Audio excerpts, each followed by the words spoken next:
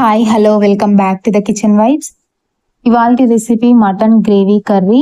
చపాతీలోకైనా రైస్లోకైనా చాలా టేస్టీగా ఉంటుంది. వీడియోని స్కిప్ చేయకుండా చూడండి.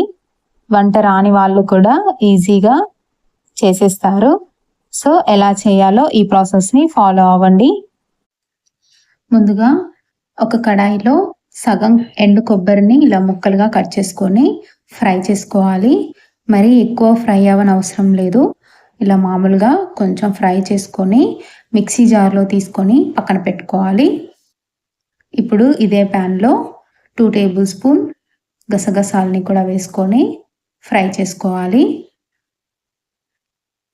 ఇవి కాస్త వేగిన తర్వాత ఇప్పుడు అదే మిక్సీ జార్లో వీటిని కూడా వేసుకొని కొంచెం వాటర్ యాడ్ చేసి మెత్తగా పేస్ట్ చేసుకొని పక్కన పెట్టుకోవాలి. ఇప్పుడు కడాయిలో ఆయిల్ వేసుకొని హీట్ అయిన తర్వాత మనం ముందుగా కట్ చేసి పెట్టుకున్న ఉల్లిపాయ ముక్కల్ని వేసుకోవాలి. ఇప్పుడు ఇందులో 2 table spoon salt, 2 table spoon అల్లం వెల్లుల్లి పేస్ట్, అలాగే 2 టేబుల్ స్పూన్ ధనియా పౌడర్ కూడా వేసుకొని అల్లం పచ్చివాసన పోయేంత వరకు ఇలా కలుపుతూ ఫ్రై చేసుకోవాలి. సో ఇవి వేగిపోయిన తర్వాత మనం ముందుగా కడిగి పక్కన పెట్టుకున్న మటన్ని కూడా ఇందులో యాడ్ చేసుకోవాలి. మటన్ని ముందుగా మ్యారినేట్ చేయాల్సిన అవసరం ఏమీ లేదు. ఈ ప్రాసెస్లో చేశారంటే సింపుల్గా అండ్ టేస్టీగా కూడా ఉంటుంది. టేస్ట్కి మాత్రం డౌట్ ఏం లేదు. సో ఇలా ఒకసారి కలిపేసి మూత పెట్టి మగ్గించుకోవాలి. చూసారు కదా, ఒక 10 మినిట్స్ తర్వాత మనకి ఇందులో వాటర్ అనేది ఫామ్ అయిపోతుంది. ఇప్పుడు 2 టేబుల్ స్పూన్ పసుపు కూడా యాడ్ చేసుకొని ఒక్కసారి కలిపేసి ఒక 10 మినిట్స్ అలా మూత పెట్టి మగ్గించుకోవాలి.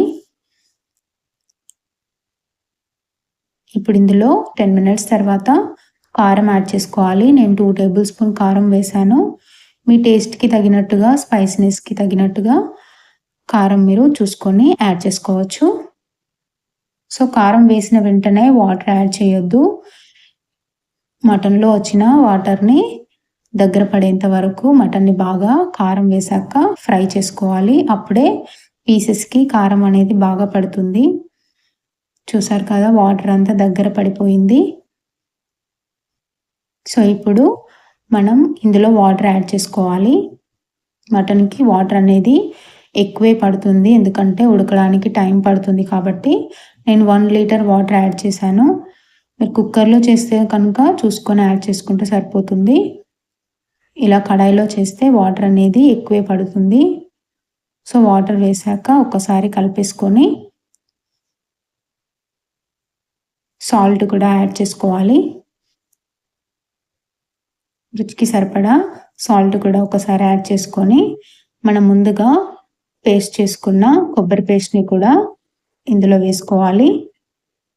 మిక్సీ జార్లో కొంచెం వాటర్ వేసుకొని పూర్తిగా పేస్ట్ అనేది ఇందులో యాడ్ చేసుకొని ఒక్కసారి కలిపేసి మూత పెట్టుకొని ఉడికించుకోవాలి.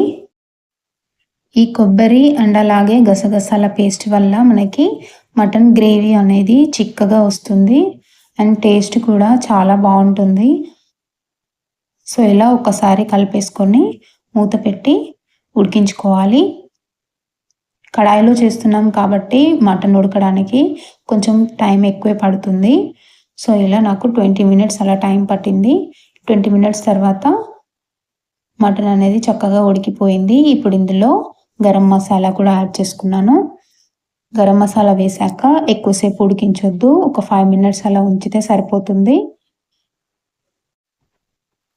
సో ఇప్పుడు మసాలా వేసాక ఒక 5 మినిట్స్ తర్వాత పుదీనా, కొత్తిమీర వేసుకొని స్టవ్ ఆఫ్ చేసుకొని సర్వ్ చేసుకోవడమే.